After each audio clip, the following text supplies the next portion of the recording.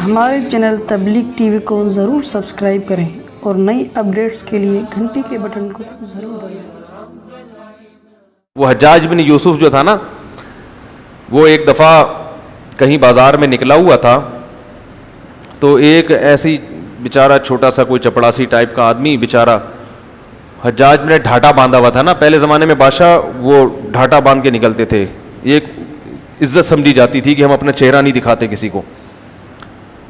تو حجاج نے ویسے ہی یہ دیکھنے کے لیے کہ میرے بارے میں اس کی کیا رائے ہے، حجاج نے جا کے اس سے پوچھا کہ حجاج بن یوسف کیسا آدمی ہے؟ اس نے کہا بڑا بے غیرت آدمی ہے، بڑا ظالم آدمی ہے، ہزاروں لوگوں کو قتل کر دیا اس نے، خدا پوچھے گا اس سے قیامت میں، ملے گا دیکھتا ہوں میں بڑی برائیاں کی۔ حجاج ایسا آدمی تھا کہ وہ گردن اڑانے سے کم کوئی کام، وہ تو بس تلوار نکالا اڑا دو، یہ تھا، ذرا سا کوئی اس کے خلاف بولے قتل۔ تو حجاج کو آیا غصہ کہ میرے خلاف بول رہا، حجاج نے ہٹایا ڈھاٹا اور کہا تو جانتا ہے میں حجاج بن یوسف ہوں۔ وہ بندہ بڑا ہوشیار تھا، اس نے کہا دیکھو مسئلہ، ایک منٹ ذرا بات سنو بات سنو، تلوار نکالنے سے پہلے کیا ہے، ذرا بات سنو آرام سے، ذرا صبر سے۔ مسئلہ یہ ہے کہ 24 گھنٹے میں نا مجھے ایک بیماری ہے، اس بیماری میں یہ ہوتا ہے کہ ایک دورہ پڑتا ہے مجھے، جو بہت اچھا ہوتا ہے اس کو میں برا کہنا شروع کر دیتا ہوں، جو برا ہوتا ہے اس کو میں اچھا کہنا شروع کر دیتا ہوں، یہ دورے چڑھتے ہیں میرے اوپر۔ تو ابھی مجھ پہ وہ دورہ چڑھا ہوا تھا، اتنے اچھے آدمی کو میں اس بیماری کی وجہ سے کیا کہہ رہا تھا، برا۔ حجاج کو ہنسی آ گئی نا، اور یہ تاریخ میں کہا گیا ہے کہ بڑا عجیب واقعہ ہے کہ حجاج نے اس کو معاف کر، ورنہ وہ معاف کرتا نہیں تھا۔ ہنسی آ گئی حجاج کو اس کی 1.5 ہوشیاری پہ، 1.5 ہوشیار۔ میرے ساتھ بھی ایسا بعض دفعہ ہوتا ہے، میں کہیں جا رہا ہوتا ہوں، ابھی جلدی سے سنا کے ابھی اصل موضوع کی طرف آتے ہیں۔ میں بھی کچھ دن پہلے کہیں جا رہا، اپنی گاڑی میں کچھ کام تھا میرا، تو میں نے ایک حلیہ بھی میرا ایسا ہی ہوتا ہے جب باہر جا رہا ہوتا ہوں میں، تو ایک میکینک تھا، اس کو میں نے دکھائی اپنی گاڑی، میں نے کہا یار یہ ذرا دیکھنا بھائی۔ اس نے گاڑی دیکھی اور مجھے دیکھا، اس کے بعد وہ اپنے کام میں مشغول ہو گیا، مجھے کہتا ہے آپ کی شکل بالکل مفتی طارق مسعود صاحب سے ملتی ہے۔ میں نے کہا ہاں مجھے لوگ کہتے ہیں۔ اب میں دیکھنے لگا اس کے دل میں میرے بارے میں کیا ہے، یعنی یہ تو عام ہی آدمی ہے نا، سامنے تھوڑی کوئی بتائے گا آپ کو۔ میں نے کہا ہاں یار میں بھی ان کے بیانات سنتا ہوں۔ کہہ رہا ہاں میں بھی سنتا ہوں۔ میں نے کہا آپ کا کیسے ہے، کچھ ڈھنگ کے آدمی لگتے ہیں کچھ؟ کہہ رہے میں تو وہ ہوں ذرا بریلوی مسلک کا ہوں، لیکن میں ان کو بھی سنتا ہوں۔ میں نے کہا اچھا ماشاء اللہ، تو کیسا بیان کرتے ہیں؟ کہہ رہے بیان تو اچھا ہوتا ہے لیکن یار ایک بات بہت خراب ہے ان کی۔ اب پوری مجھ سے باتیں کر رہے ہیں وہ۔ میں نے کہا کیا کر؟ کہہ رہے مسجد پہ بیٹھ کے لطیفے سناتے ہیں یار۔ یہ کہاں کا اسلام ہے یار، مسجد پہ بیٹھ پہ ہنسی مذاق کی باتیں۔ میں نے کہا چلو میں مفتی صاحب سے کبھی ملاقات ہوئی تو کہہ دوں گا کہ یار ایسا نہ کیا کریں۔ میں نے کہا باقی کوئی مسئلہ ہو؟ کہہ رہے نہیں باقی تو ٹھیک ہے ماشاءاللہ اچھا بیان کرتے ہیں، لیکن یہ مجھے پسند نہیں آتا ان کا کہ مسجد میں بیٹھ کے لوگوں کو ہنساتے ہیں۔ پھر گپ شپ ہوتی رہی، بالکل جب اینڈ میں نا میں جانے لگا، میں نے کہا میں وہی ہوں۔ میرے ساتھ ایسا بہت ہوتا ہے۔ ایک دفعہ میں اترا گاڑی سے، تو وہ ایک چھولے والا ہے، چھولے چاٹ نہیں ہوتے، ایک آگے کہیں یو پی کی طرف نا ایک چھولے کی وہ ہے، ریڑھی پہ چھولے لگاتا ہے۔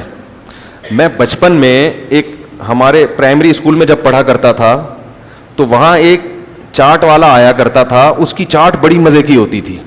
وہ ہاف ٹائم جب ہوتا تھا نا، ہم اس کی چاٹ لے کے گھر سے، پیسے ملتے تھے جیب خرچی کے، اس وقت تو 58 54 ہوا کرتی تھی، تو وہ میں چاٹ لے کے کھاتا تھا اور انگلیاں چاٹتا رہتا تھا، تو بالکل اس کی چاٹ کا وہی ذائقہ تھا، تو مجھے اپنا بچپن بڑا یاد آتا تھا اور وہ وہی ٹیسٹ بالکل۔ تو میں اپنی گاڑی کہیں کنارے پہ لگا کے نا، تھوڑا سا حلیہ بھی میرا ایسے کچھ پگڑی وگڑی نہیں، ایسا خراما گئے اور وہ پھٹے پہ بیٹھ گئے نا، کیونکہ وہ بیچارے کا سیدھی ریڑھی ہے اس کی، کوئی بڑی ہوٹل تو ہے نہیں، اور بڑے ہوٹل میں وہ ٹیسٹ وہ آتا نہیں ہے، تو وہ ٹیسٹ مجھے وہیں آتا تھا۔ تو میں نے وہ ریڑھی سے میں نے کہا یار وہ، اور میں اکٹھے 2 لیتا ہوں، وہ اتنا مزہ آتا ہے مجھے، وہ 2 چاٹ لیتا ہوں میں۔ تو میں وہ پھٹے پہ آ کے بیٹھ گیا وہیں پہ، وہ ایک بینچ سے رکھا ہوتا ہے نا جہاں سارے چرسی ہیروئنچی بھی آتے ہیں وہاں پہ، اور ہر طرح کے لوگ آتے ہیں، تو ہم وہاں منہ نیچے کر کے بیٹھ گئے۔ اب میں وہ پیالہ رکھ کے بیٹھا ہوں اور وہ بن جو ہوتا ہے نا ان کا، روٹی جسے کہتے ہیں، وہ لے کے بیٹھ گیا، اتنے میں ایک اور آدمی بھی آ کے بیٹھ گیا۔ جب آ کے بیٹھا مجھے یوں دیکھا، کہتا یار مفتی طارق مسعود سے آپ کی شکل ملتی ہے۔ اچھا اس کے تصور میں بھی نہیں کہ میں میں وہ ہوں. تو میں نے کہا ہاں یار مجھے اور لوگوں نے بھی کہا ہے, کر اوڑے آواز بھی بالکل ملتی ہے, کر اوڑے بالکل وہی آواز ہے یار. میں نے کہا یار لوگ بھی کہتے ہیں, بس کیا کریں. کہہ رہے اور سب سیٹ ہے. میں نے کہا وہ اس کا تصور میں بھی نہیں کہ میں, کیونکہ بہت میرے بیانات سنتا تھا وہ, تو میں نے کہا کوئی سنتے انتے بیانات؟ کہہ رہے ہاں میں تو بہت سنتا ہوں یار, بڑا مزہ آتا ہے یار, بڑا انجوائے. کہتے ہیں میں جب ٹینشن میں ہوتا ہوں تو ان کا بیان لگا کے بیٹھ جاتا ہوں. مجھے بتا رہے ہیں نا, کہہ رہے میں جب ٹینشن میں ہوتا ہوں نا ان کا بیان لگا, کہہ رہے دین بھی سیکھنے کو ملتا ہے, مزہ بھی آتا ہے, بڑا مزہ آتا ہے. اچھا گپ شپ ہو رہی ہے, چھولے چاٹ کھا رہے ہیں. میں نے کہا تھوڑی مرچیں ڈالنا ہے یار اس میں سے, ٹھیک ہے نا. تو میں مرچیں بہت کھاتا ہوں, کھانی نہیں چاہیے. تو جب اچھی طرح چاٹ پاٹ کر کے نا جب جانے لگا, میں نے کہا بھائی میں وہی ہوں. کہہ رہے نہیں یار. میں نے کہا بھائی میں سچی مچی کا وہی ہوں, سچی مچی کا مفتی طارق مسعود. تو ایسے قصے ہمارے ساتھ ہوتے رہتے ہیں. تو یہ تو میں نے اس پہ سنایا کہ جیسے حجاج بن یوسف تھا نا, اس کو پتہ نہیں چلا اور اس نے کھل کے اس کے خلاف بولنا شروع کر دیا. تو آپ کے بارے میں لوگوں کے دل میں کیا ہے یہ جب پتہ چلتا ہے کہ جب آپ کسی سے اپنے بارے میں پوچھو اور اس کو پتہ نہ ہو کہ آپ وہی ہیں. تو یہ بات اس پہ چلی تھی کہ جیسے حجاج ابن یوسف کو دیکھ کر اس کے اسٹیٹمنٹ بالکل چینج ہو گئی نا, اور عقل مندی کا کام کیا نا, اس کو پتا تھا بلا وجہ میری گردن اڑا دیتا. تو پہلے ہی اس بات کا خیال کر لینا چاہیے کہ بھائی اس آدمی نے ڈھاٹا باندھا ہوا ہے, پتہ نہیں یہ وہ یا اس کا آدمی نہ ہو. تو فنٹر گیری اچھی نہیں ہوتی. ڈرنے کے بعد پھر اس سے رجوع کر لینا, تو اس سے بہتر ہے شروع میں ہی وہی بات کرو جو افورڈ کر سکتے ہو. یہی مصلحت کا تقاضا ہے. ہاں بزدلی اسلام میں جائز نہیں ہے. بزدلی کا مطلب یہ ہے کہ آپ حق کو بیان کرنا چھوڑ دیں اس طور پر کہ لوگوں کو نقصان ہونا شروع ہو جائے. بعض دفعہ حق کو بیان کرنا کسی موقع کے لیے رکھ دیا جاتا ہے کہ ابھی بیان کرنے کا موقع نہیں ہے, فلاں موقع پہ بیان کریں گے. لیکن اگر کوئی عالم حق کو ہمیشہ کے لیے چھپا لے کہ لوگ کیا کہیں گے, یہ پھر بہت بڑی وعید ہے اس پر, یہ جائز نہیں ہے. پھر اس کو اپنی جان پہ کھیل کے بھی حق کو بیان کرنا پڑے تو عالم کی ذمہ داری ہے کہ وہ حق کو لوگوں کے سامنے بیان کرے. ہاں یہ ضرور ہے کہ ابھی موقع نہیں ہے, بعد میں کریں گے ہم, یہ تو ٹھیک ہے, لیکن کریں گے ہی نہیں یا غلط بیانی شروع کر دیں گے, یہ جائز نہیں ہے. یہ وہ کام ہے جو یہود و نصارہ کے علماء کیا کرتے تھے. اللہ فرماتے ہیں وَإِذْ أَخَذْنَا مِيثَاقَ مِيثَاقَ الَّذِينَ أُوتُوا الْكِتَابَ لَا تُبَيِّنُنَّهُ لِلنَّاسِ وَلَا تَكْتُمُونَ. ہم نے اہل کتاب کے علماء سے ایگریمنٹ لیا تھا.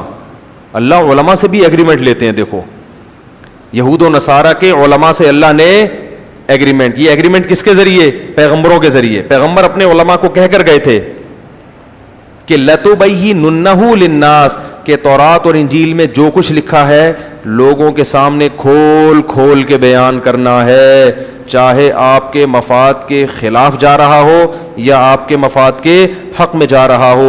وَلَا تَكْتُمُونَهُ, اور اس کو لوگوں سے چھپانا نہیں ہے. اور یہ دیکھو جب ہم قرآن لوگوں کے سامنے بیان کرائیں گے تو قرآن میں احکام کی دو قسمیں ہیں, ایک کا تعلق ہے عقیدے سے, ایک کا تعلق ہے عمل سے. عقیدے کی اہمیت زیادہ ہے یا عمل کی زیادہ ہے؟ بولو نا. عقیدے کی. اب عقیدے کی اہمیت زیادہ ہے تو عقیدے بہت ہیں اسلام میں. ایک توحید کا عقیدہ, رسالت کا عقیدہ, آخرت کا عقیدہ, جنت جہنم کا عقیدہ, فرشتوں کے وجود کا عقیدہ. تو ان میں سب سے اہم عقیدہ کون سا ہے؟ توحید. اب میں کبھی توحید بیان کرتا ہوں نا تو لوگ اس پہ بھی کہتے ہیں یار یہ کیوں, اس سے تو فلاں مسلک کے لوگوں کو تکلیف ہو رہی ہے, اس سے تو آپ کے ویورز کٹ رہے ہیں. تو میں ان سے کہتا ہوں بھائی اگر یہ بھی بیان نہیں کریں گے, توحید بھی اگر کھول کھول کے بیان نہیں کریں گے تو بہتر نہیں ہے کہ میں بھی ایک چھولے کی ریڑھی لگا لوں؟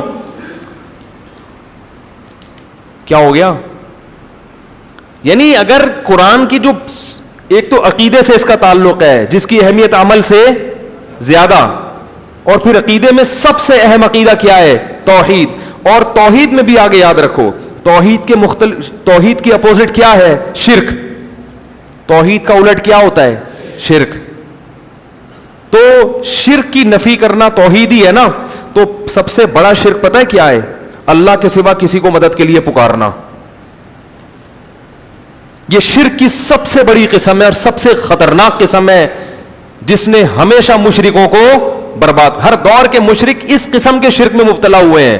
وہ یہ نہیں کہتے تھے کہ اللہ جیسا اللہ بھی کوئی ہے, وہ کہتے تھے جیسے اللہ سے ہم ڈائریکٹ پکاریں تو بھی ٹھیک ہے, لیکن اللہ نے کچھ اختیارات اپنے بندوں کو بھی دے دیے ہیں, ان کو بھی پکارا جا سکتا ہے. اسی شرک کی نفی کے لیے دنیا میں پیغمبر آتے رہے ہیں, اور اسی کے لیے اللہ نے ہم سے ہر نماز کی ہر رکعت میں کہلوایا ایاک نعبد و ایاک نستعین, اے اللہ صرف تیری عبادت کریں گے. اللہ کو پتا تھا یہ عبادت کے مفہوم میں گھما دیں گے بات کو, اس لیے اگلا جملہ کہلوایا ایاک نستعین, مدد صرف تجھی سے. استعانہ مدد کو کہتے ہیں. تو اب یا اللہ مدد کے علاوہ تمام راستے اللہ نے بند کر دیے کہ نہیں کر دیے؟ تو یہ والی شرک کی بھی اگر ہم قسم بیان نہیں کریں گے, مصلحت کا شکار ہوں گے کہ ویورز ٹوٹ رہے ہیں, لوگ خراب ہو رہے ہیں, تو بھائی پھر تو قیامت میں پکڑے جائیں گے. اللہ کہے گا میری وحدانیت بھی اگر تم سے ممبر پہ بیٹھ کے بیان نہیں ہو رہی تھی تو بہتر تھا کہ تم بھی یو پی پہ انڈا موڑ پہ ایک چھولے کی ٹھیلی لگا کے بیٹھ جاتے. تو یہ بڑا خطرناک شرک ہے.